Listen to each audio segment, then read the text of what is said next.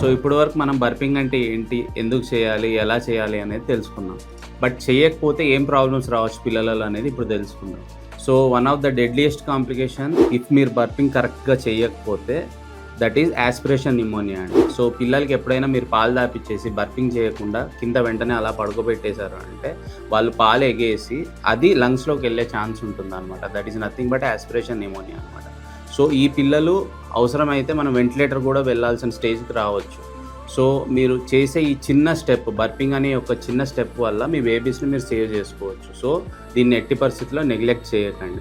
And mothers మాత్రమే burping చేయాలనేది లేదండి. ఇంట్లో ఉన్న వాళ్ళు ఎవరైనా చేయవచ్చు. మదర్స్ ఫీడ్ చేసి ఇచ్చేస్తారు. పక్కన ఉండేవాళ్ళు, ఇంట్లో ఉండేవాళ్ళు ఎవరైనా చేయవచ్చు అనమాట బర్పింగ్. ఎటువంటి ఇష్యూస్ లేవు. అనదర్ థింగ్ ఈజ్ మీరు పిల్లల్ని పాలు తాపించిన వెంటనే కింద బోర్లా పడుకోబెట్టకండి ఎట్టి పరిస్థితుల్లో. బోర్లా అనే ఎట్టి పరిస్థితుల్లో పడుకోబెట్టొద్దు. సడన్‌గా డెత్ అయ్యే ఛాన్స్ ఉంటుంది because of that aspiration or anything.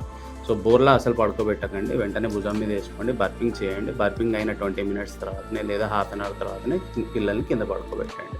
Thank you.